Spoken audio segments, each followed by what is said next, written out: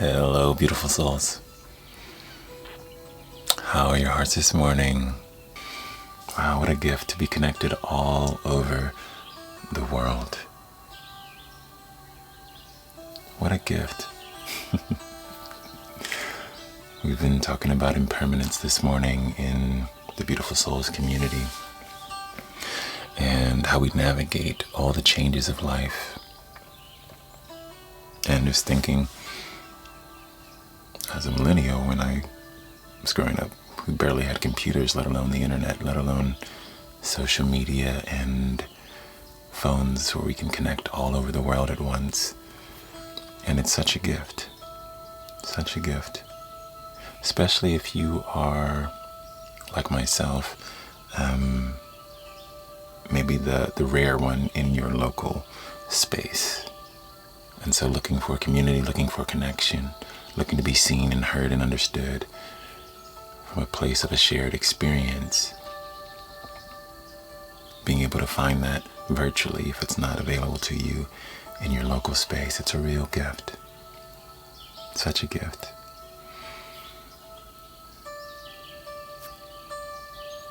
I guess the shadow side of that is when we aren't seen or heard. All of the struggles we face, trying to hear and see ourselves, and trying to figure out how we will deal with impermanence or the changes of life.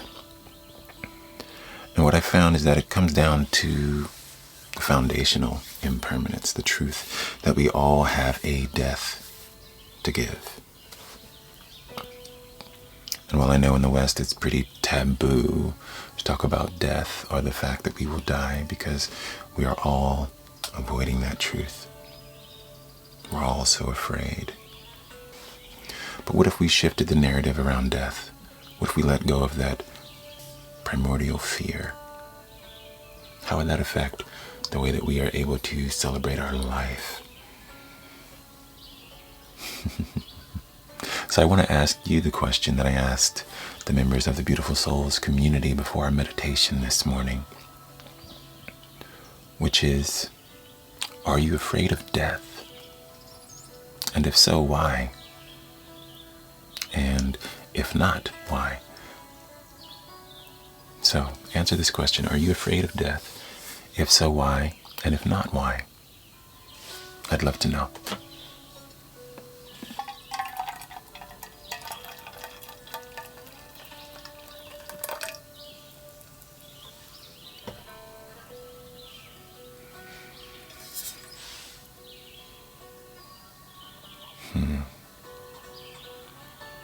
My death will be glorious. No fear there. No such thing as death, only transformation. I'm afraid that I never truly lived. It terrifies me. I don't want my kids to grow up without a mother. I'm not afraid of death. I know it's just a transition. Death is what we all have in common, and it's the most human thing we do. Yes, you all are so wise. As a nurse, I've seen a lot of death, and I've felt honored to be a part of a beautiful process. Wow, so interesting to hear. Those who are without fear of death, and those who are managing it for themselves, the uncertainty, or for their loved ones, which are all understandable. I want to read something from the Tao Te Ching, which inspired this question.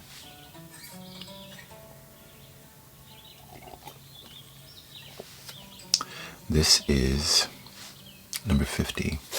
And if you've never read the Tao Te Ching by Lao Tzu, which is an ancient spiritual text from the East, I highly recommend it. It's full of a lot of deep wisdom. And it reads, "Those who leave the womb at birth and those who enter their source at death, of these, 3 out of 10 celebrate life, 3 out of 10 celebrate death, and 3 out of 10 simply go from life to death. What is the reason for this? Because they are afraid of dying, therefore they cannot live. I have heard that those who celebrate life walk safely among the wild animals. When they go into battle, they remain unharmed. The animals find no place to attack them, and the weapons are unable to harm them. Why? Because they can find no place for death in them. They can find no place for death in them. Such a profound statement. And it points to our attachment to death, how we identify it when we cling to it with our fear. And in that way, we stifle life, right? I remember when I turned 25, I was so frustrated that I hadn't reached certain goals that I thought I would reach by 25. And that year, that birthday started really dark. It was really heavy for me. A lot of depression and heavy thoughts. And I reached a point in that kind of downward spiral where instead of fighting it, I decided, okay, what if I just decided to quit the things I want to do right now because they're not working out and just give it all up? So I kind of went into this ideation, kind of meditation, where I envisioned myself as 50, 60, 70, 80, 90 years old, and what my life might look like if I did give music up and the other things that I was passionate about.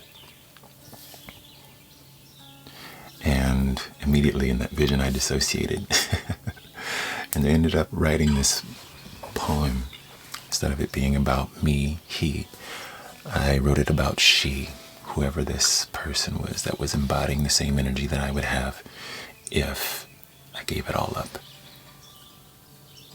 And the poem actually was turned into a song. It's called Not the Same. It says, I caught her looking in the mirror.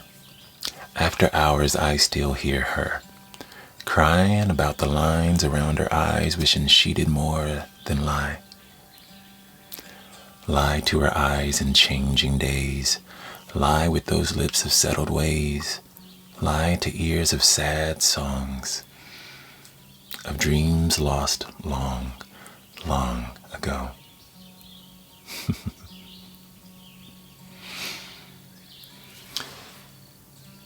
And in those lines, I realized it doesn't matter whether I achieved those goals or not in precisely the timing that I had desired. What mattered is that one day I would die. And when that day came, how would I feel? Would I be full of regret? Or would I be full of the richness of a life well lived? Giving it all I have, in the best way I know how, following the bliss, choosing my soul, choosing light, choosing life, versus choosing death and fear and lack. And I'm very thankful for that moment and that song and that moment of allowing myself just to surrender to the fact that I was afraid of it all and feel it, whether feeling it for a moment, a day, an hour, instead of a lifetime, and chasing, trying to get back time that can never be caught or reclaimed or replaced. All we have is this present moment, this right now moment. So through that practice, unknowingly, intuitively, I let it go. And then through reading and learning about deeper practices, like the ones we did this morning, one called The Skeleton, I found in this book called The Miracle of Mindfulness. Visualizing your skeleton and its decomposition and its transformation into earth. Being transformed into new life. Plants, trees, the air, animals. And knowing that your body will always be. Your energy will always be. Be transformed. In each moment we are transforming and transmuting and transferring. In this very moment I'm transferring ideas to you, and you guys have already transferred some great ideas to me. And those become a part of us. They become a part of how we view our reality. And that is the beauty of life. That transformation, that transference, that shift that's always happening between our energies in all directions, all at once, in and out, out and in. Seasons of growth, seasons of transformation and dormancy. This is the gift, right? So through these practices, recognizing that death is a great gift. How's that for a novel phrase? Unpopular opinion. Death is a great gift because it offers meaning, right?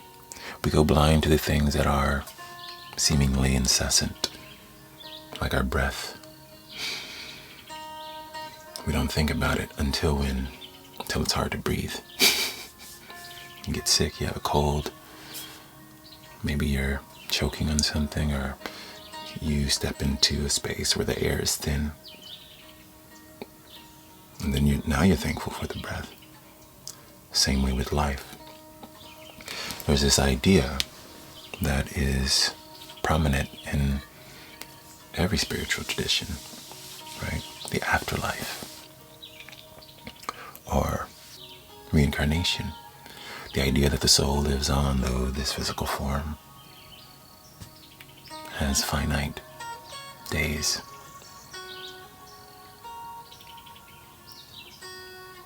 Whether we agree or not on all of the other parts of how we should live and why and what God to serve or not serve or live with, the ways to be, there's something very potent about that idea. That our energy will always be.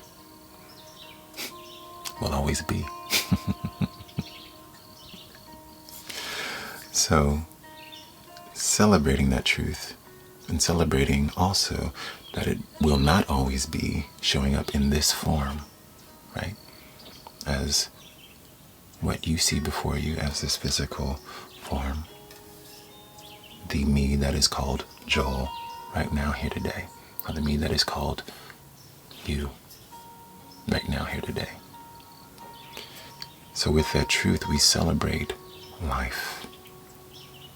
As this 50th reading of the Tao expresses, celebrating life without the fear of death, so that you are unharmed when the weapons come, right? What a beautiful, a beautiful idea, because they are weapons of death, and there is no resonance within you of death. So you are free, dear one. Right? You don't have to add harm and worry to each and every moment of life. You stand right here and now, free, present, open, loving, in a state of your greatest creation. Honoring the heart, honoring the soul.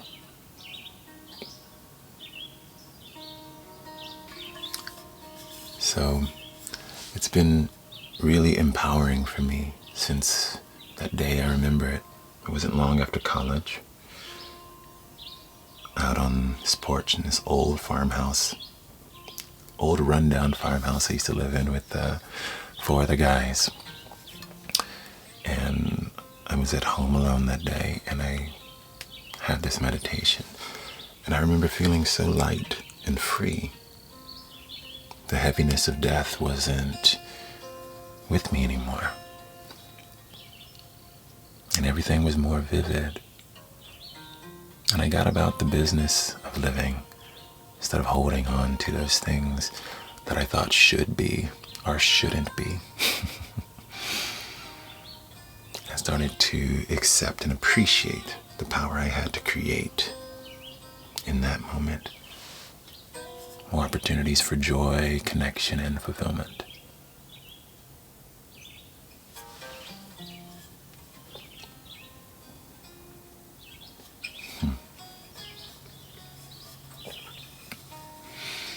So I'm curious.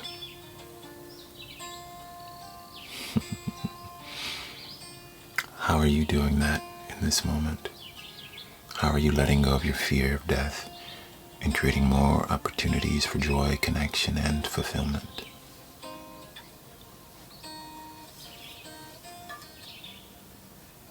I think that was the other thing. Once I let go of the attachment to death, there was more presence to the meaning, right? Impermanence breeds meaning.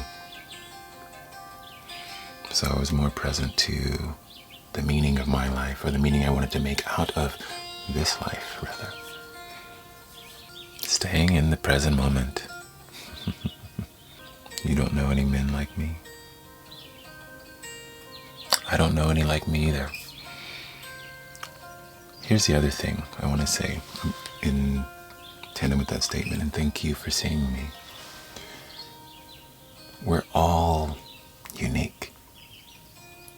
We're all unique. And here's what happens. Our fear of death, whether we are even aware of it or not, our fear of death, even if it's not our physical death, but maybe the death of a relationship, the death of a connection, can often lead us to betraying ourselves and conforming to this one-size-fits-all.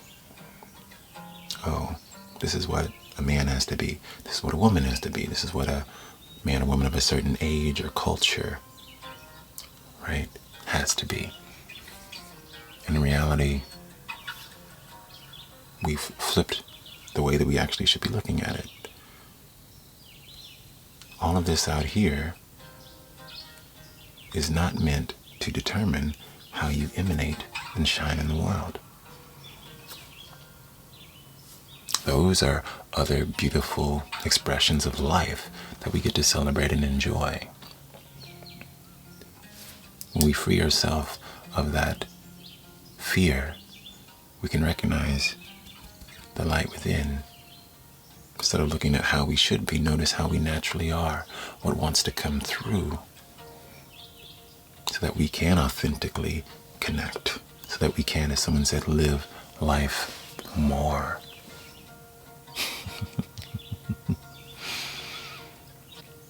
But it all comes from freeing ourselves of fear.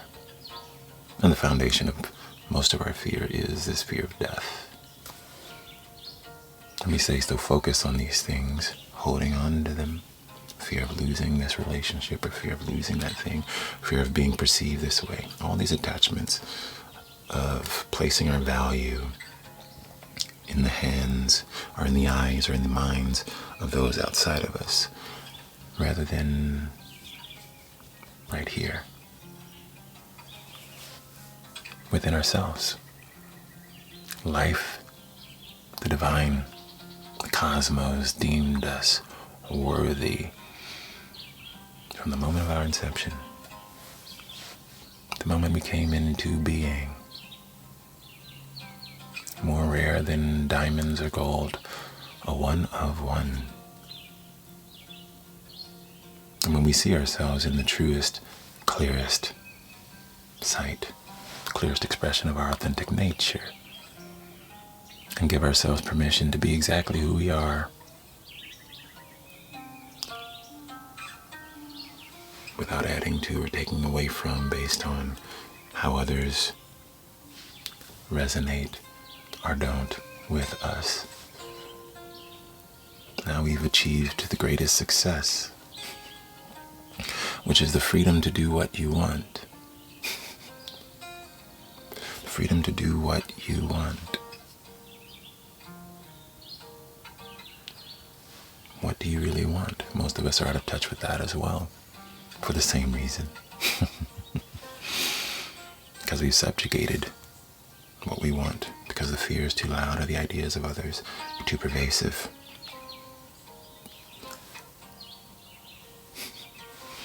So it all starts with just tuning out, quieting, and tuning in.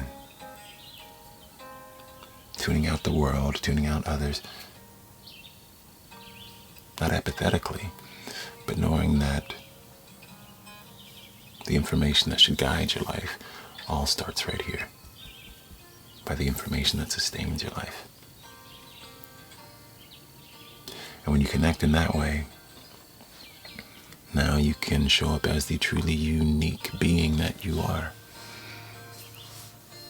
A unique expression of life.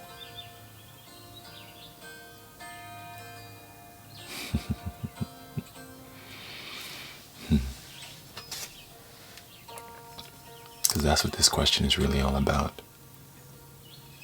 Impermanence breeds meaning, remember? The fact that this unique expression of life that is you, that is me, is only here for this window. Whatever your window is, we don't even know when it ends. And we have this opportunity to do something truly unique, which is express life in the most authentic way as it shines through our being.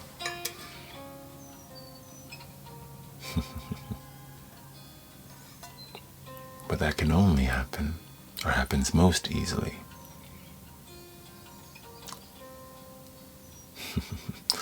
when there is no fear or attachment to death within us. So, just was kind of in the flow of sharing that, but I'm open. I'm trying to catch up to some of your comments here.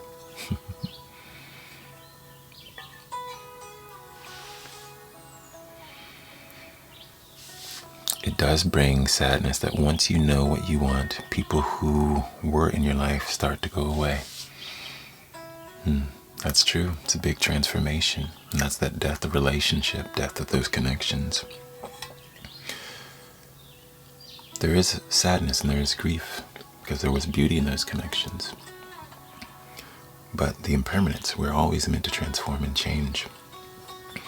And so on the other side of that sadness is also the question, why do they feel they need to go away? Right? At a certain point, there's something that's hindering the next phase of your journey. Whether it was a truly unhealthy relationship, or whether it's just we're growing in different directions.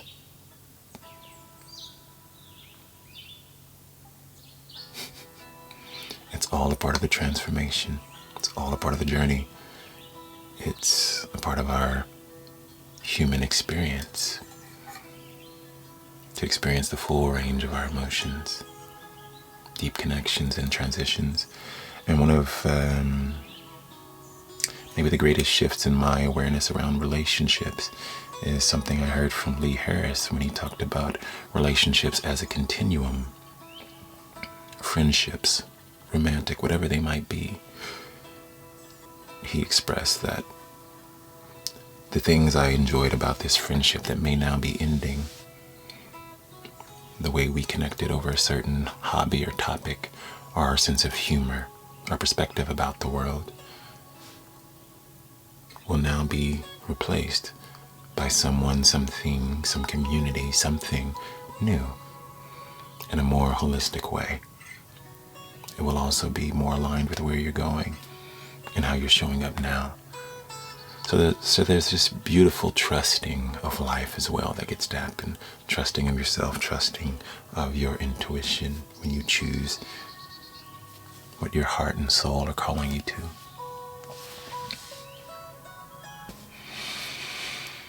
If there is no separation, how do you break those connections?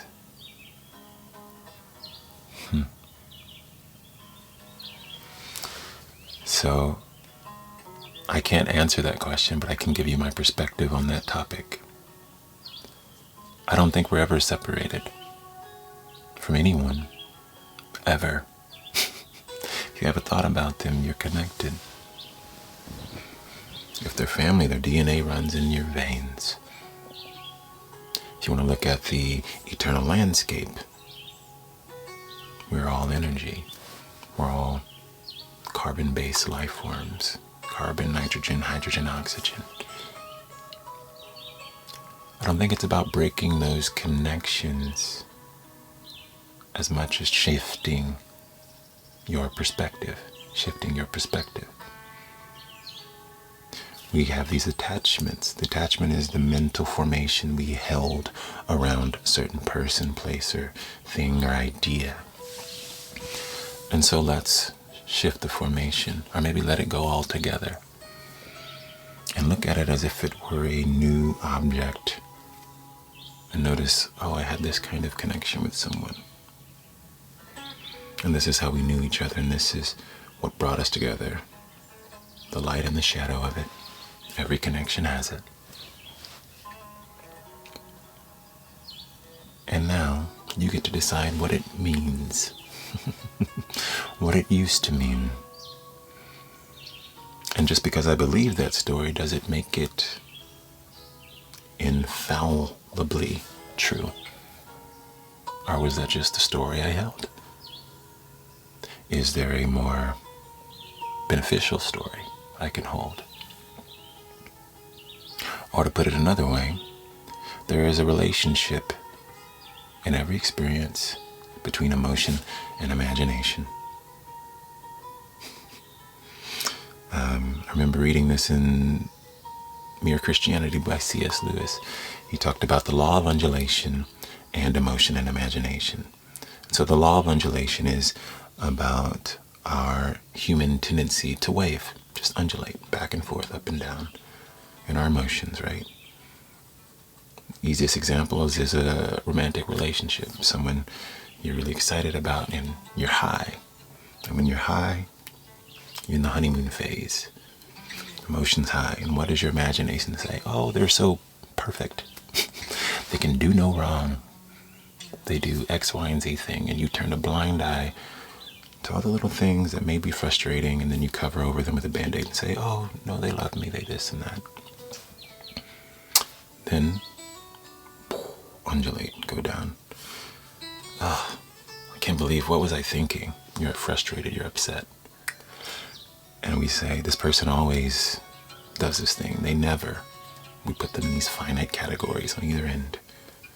Our emotion and our imagination just run amok. And that's the romantic context. That's the romantic scenario. But we do this all the time with everything. We're just unaware of it. But when you take a moment to slow down and actually see it without the rose-colored or dirty glasses, you see that they're just a person just like you, with their strengths and their weaknesses, the things you love about them, the things that are harder to understand about them.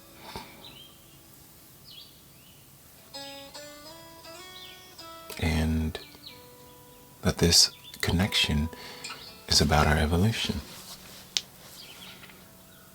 And we get to choose what that means.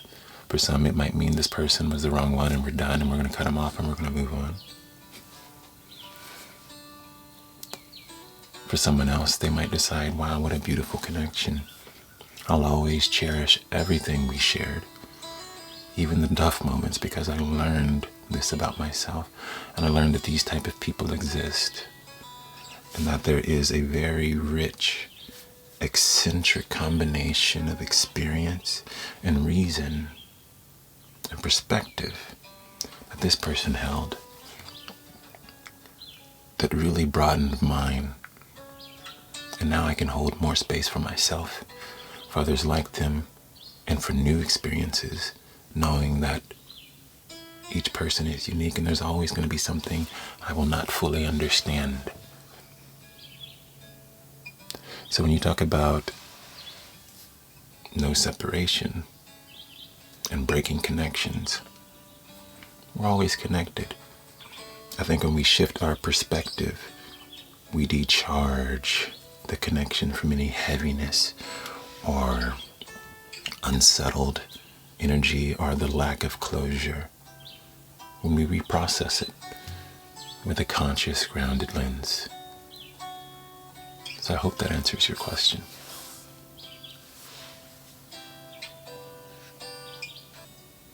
See a question that says, how can I be more brave showing up online with my work? My business could grow more, but I experience fear of being seen or judged while showing up. I can relate to that one. I think for me, what really helped was a couple of things. I think the first one was just acceptance. This fear of being seen or judged while showing up. Absolutely, those are going to happen. Always. That happens when you don't show up too. There's no way to avoid that fact of life. People will see you and judge you. Always. So, accepting that truth, and I guess more specifically to the brighter side, right? No matter what you do, people will love it, hate it, or not care. So accepting that truth.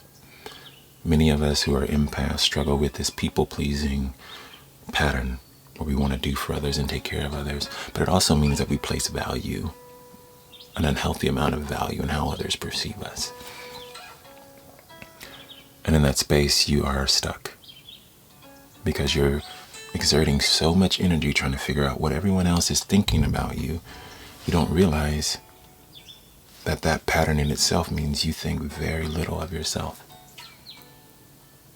And that is the core foundational issue here. Doesn't matter what other people think. Because the other side of that is they all have their distortions and their limited information about you. And so their perspective will never be as informed as yours about you, because you are with you all the time. They see a version of you or parts of you in whatever level of exposure they have. But you have unlimited experience with you throughout your entire life. And you've decided that their opinion is more valuable, right? This is where emotion and imagination come in. The heavy fear decides, oh, I don't know, I must be doing something wrong. I don't want to feel uncomfortable. You tell me how to be. You tell me that this is okay. You tell me what is the right way to be. So when we address our fear and stop projecting it on others, it doesn't matter. It doesn't matter what others think of you. And take a moment to ask, what do I actually think of me? And be very honest about it. Look into your blind spot. Look at what you've not wanted to face. And recognize, oh, there's room to love myself more deeply. There's room to see all of me. There's room to shift the narrative of what I think of my own worth and value, my own purpose.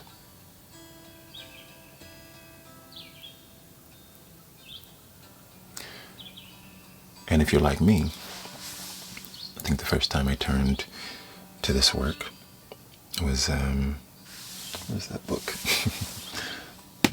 This book right here, You Can Heal Your Life. I was doing some mirror work and looking in the mirror and telling myself, I love you. And I started crying. Got emotional because I didn't believe it. At that point in my life, in my early 20s, I thought I was an adult. I thought I was grown. I thought all of these things, or at least I would say that.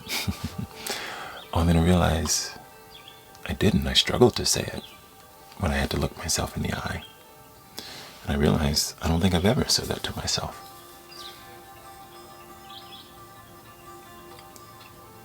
And from there, I made it a daily practice.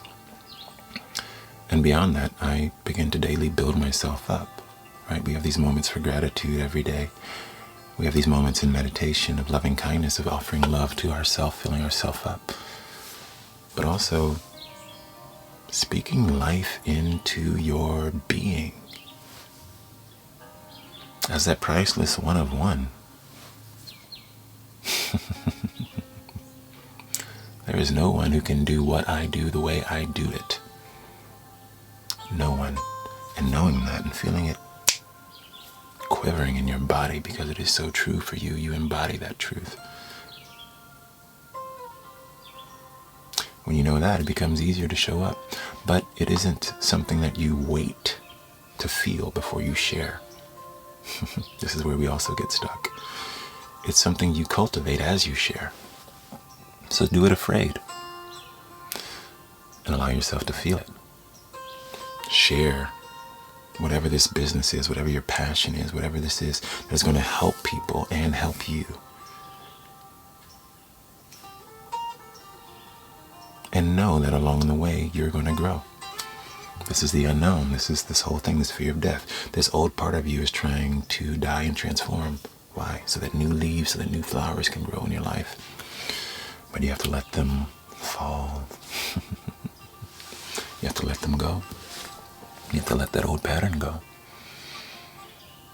Because you can't create a successful business if you don't think it's worthy of being seen. Show it. Let everybody see it. They'll make their decisions. Doesn't matter. Of the 8 billion people on the planet, I'm sure there is enough. What's the number they usually talk about? 1,000 people?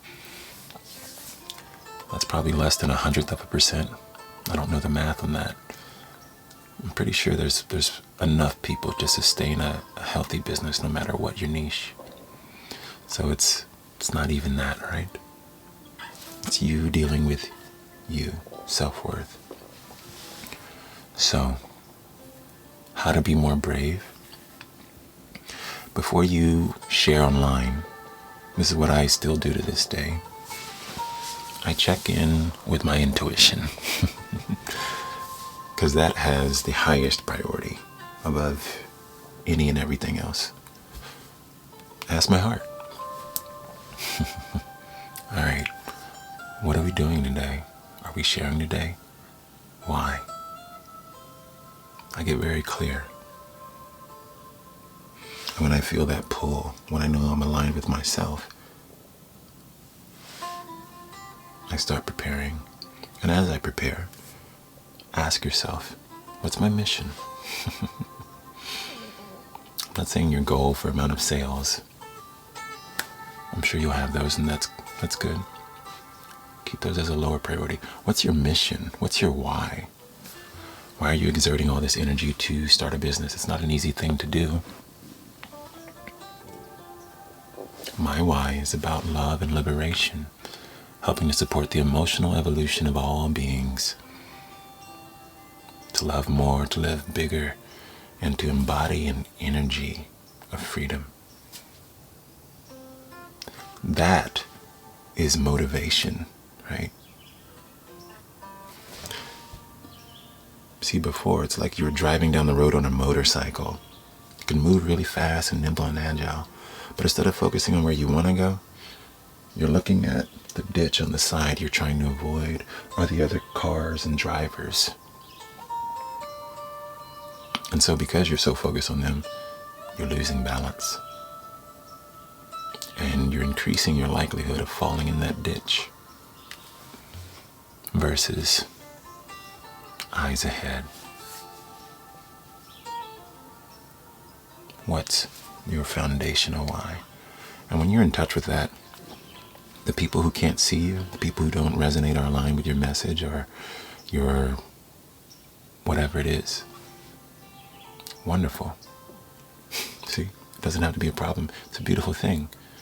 They know, oh, that person's not for me. Some may express it verbally, some will not. And they'll go find what does align for them, which brings you one step closer each time to those who are for you. That's all that's happening. We just have this unrealistic expectation that every person's going to love what I do and should love what I do as much as I do. Silly. No, they're not. It's impossible, actually, in many ways. Because everyone's so unique. Everyone's at different phases of their journey. Everyone has a different background. Everyone has a different level of understanding and appreciation for all facets of life. And we're all here for different reasons this time around. Accept that. Laugh when it happens, and if it makes you feel uneasy, be with the uneasiness and see it as an opportunity to let go of that old pattern. I'm not saying it's not challenging, but how else will you develop the courage to be brave as you described? A lot of us have the illusion that bravery is something you're born with. Not necessarily. It's something that you cultivate. It's a skill. It's a choice. And that choice is made easier when you're connected to your true nature and your why. You don't get caught up in the weeds, but you stay focused on the big picture. Where am I going? Because if I'm going there, I can't be focused on the car that's beside me right now, or these people, or the ditch that I could fall into.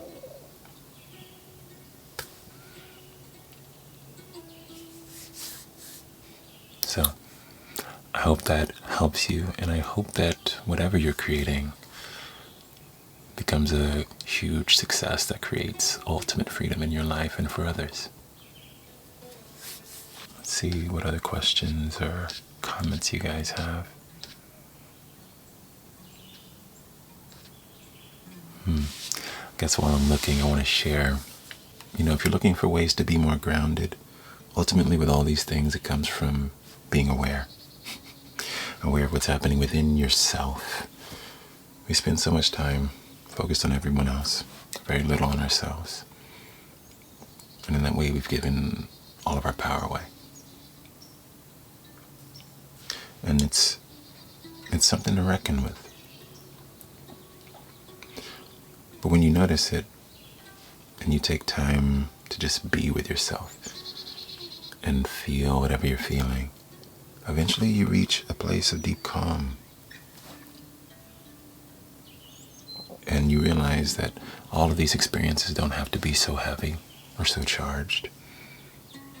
And when you are triggered by another blind spot or an unknown area, you now have a toolbox that'll help you to more easily realign. And that is why I'm always advocating for meditation. That's why I lead a meditation every morning. That's why I meditate every morning and evening and throughout my day as I'm able. And it's why I do what I do. Those are my whys, because I know how it's transformed my life. How I've gotten from my deep depression at 25 to great fulfillment where I am now today. And it's one of the reasons why I'm offering another 10-day meditation journey in May. It's called Find Your Chill. It's a bit lighter. It's more for beginners. The other ones I've done have been 30 days long. This one's just 10.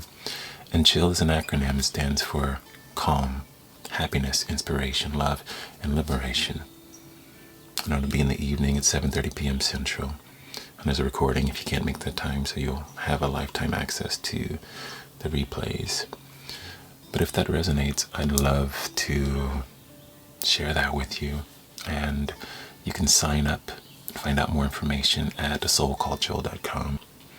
And if you sign up before May 1st, there's 25% off. And for Beautiful Soul community members, there's 50% off, always. So if that resonates, it's at my website, asoulcalledjoel.com. I think I have time maybe for one more question or idea. Let's see what else is here in the comments. All right. How can we embrace living? Yes, that is the question. It's very simple. Choose your soul. Choose your soul. Let me tell you what I mean by that.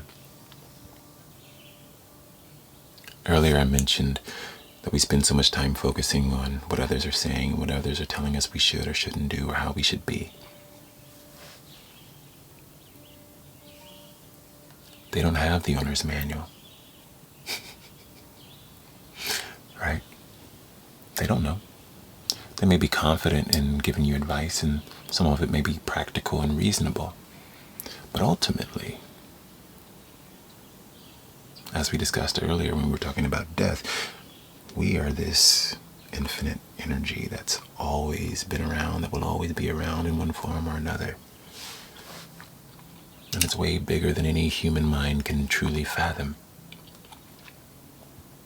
So when you want to embrace living, what we call living this life that we have for our 80, give or take years, hopefully,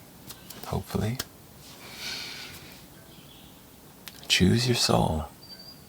Choose the desires of your soul. Which then we have to ask, well, how do we tap into the desires of our soul? By matching the frequency of your intuition, of the divine, of nature, of what's natural. It's all one thing. Right? We always feel calmer and more grounded when we hear nature. Why? Because it's in that frequency. It's the still, calm, knowing. So, if we can allow ourselves to be still,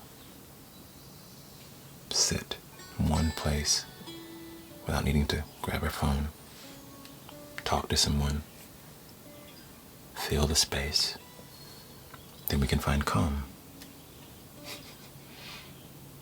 And in the calm, we match the universal frequency of consciousness, which is knowing. Omniscience of the divine. Doesn't mean we have access to all of it, but we can tune in to what's relevant for the moment. And when you tune in that way and just ask your heart what it's longing for, what it needs, or what you need to know in this day, there's always a grounding response. Very clear. Sometimes it's really light and simple. Other times it's very specific and detailed. But it's always in tune with the moment. And the more you can embrace that still, calm knowing, the more you can embrace life truly.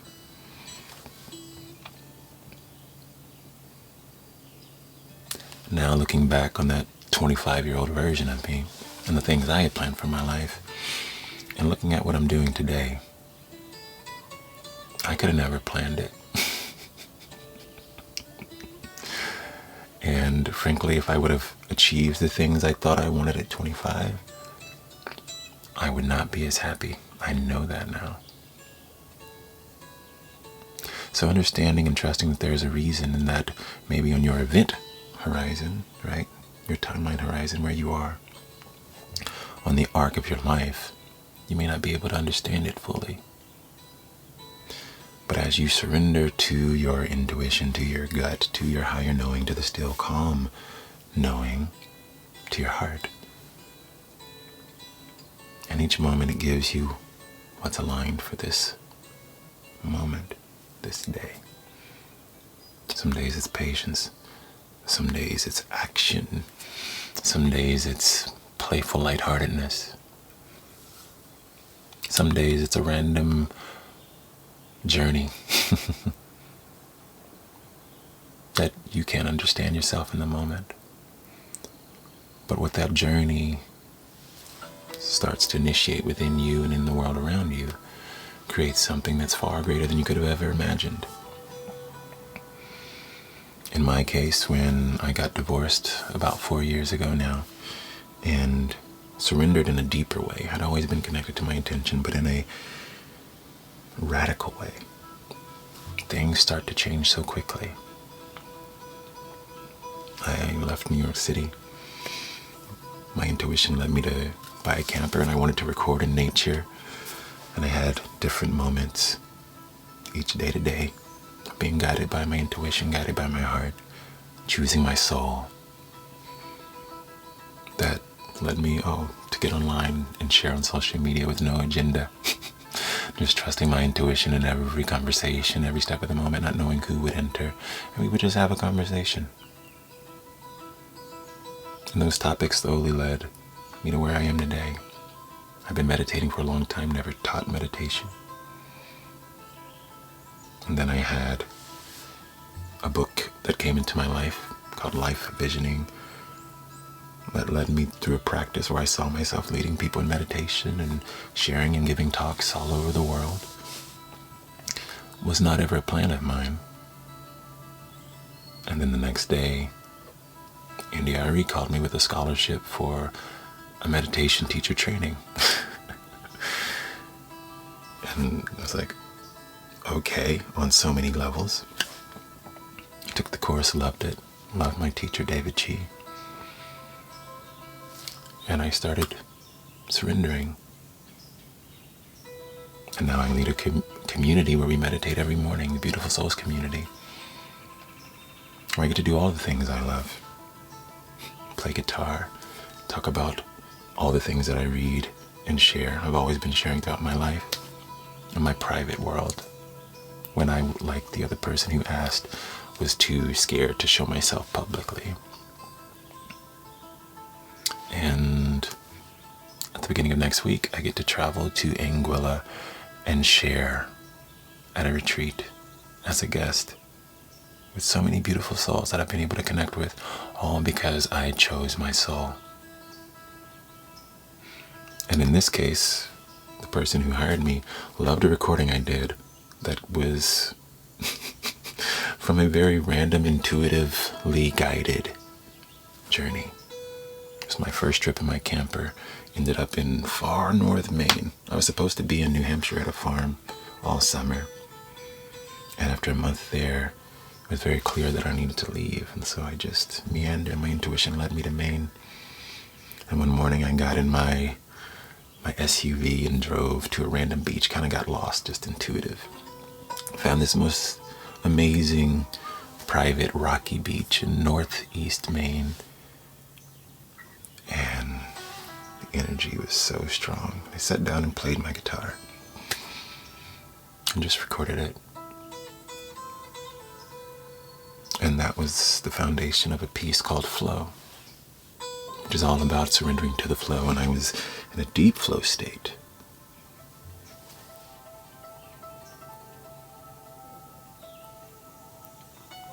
Not knowing if anyone would care, anyone would listen. It was a very low budget field recorder. But I loved that kind of recording. I love that kind of sound.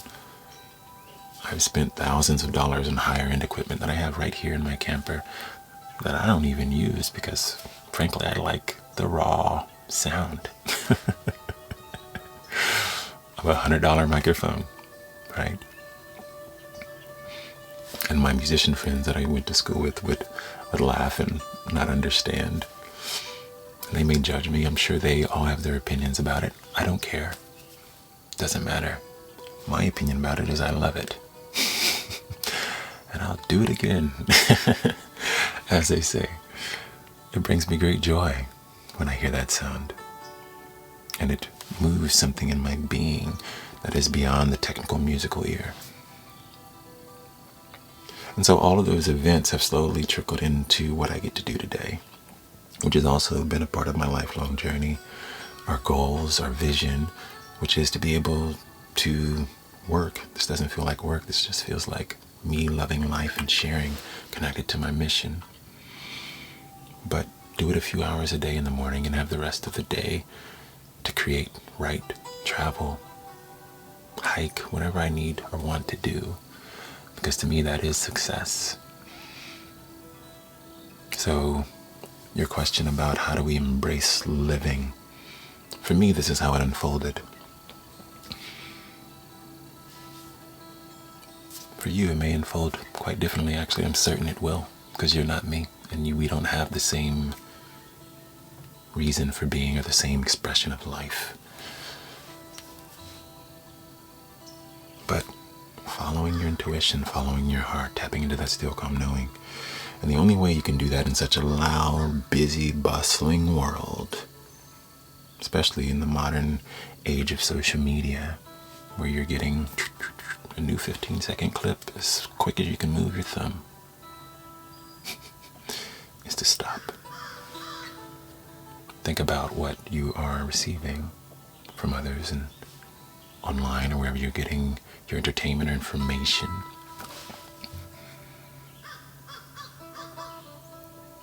And witnessing how that might be shifting your perspective on the world, on yourself, and on life.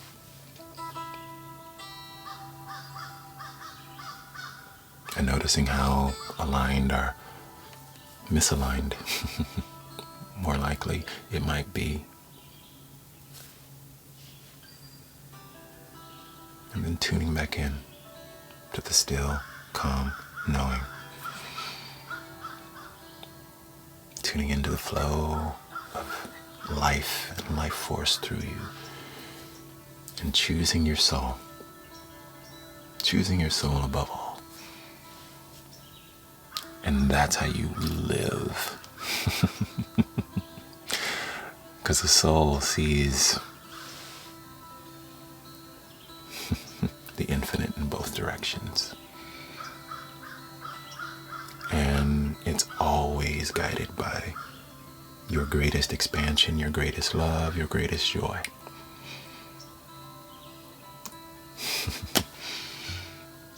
So surrender all the old ideas and old ways of being and allow yourself to evolve and really embrace life.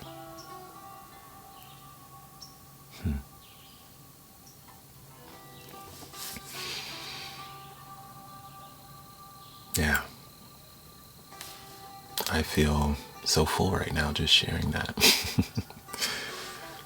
That all moves through me. That same flow.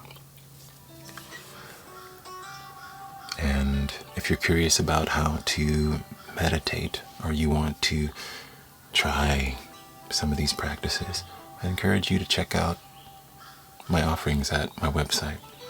The Beautiful Soul Community is a subscription. Every morning we meditate. Every morning we dive into questions like these and then get into a practice that actually allows us to let go of these old patterns, tap in to that still calm knowing, and live a life that is more aligned. Or if you don't want to subscribe, check out Find Your Chill next month, 10 days in the evening. Right? First get grounded, tap into happiness, inspiration, love and liberation through some gentle mindfulness practices. Very easy to get into. And just see how things shift for you by just doing that for that short window. And if none of that resonates, just meditate. Google meditate on YouTube, wherever. Above all else, I really encourage you to find a practice that aligns with you. Do that with me or someone else. Because at the end of the day, your life is yours. And I hope you find something that resonates with what you need so that you can live it to the fullest.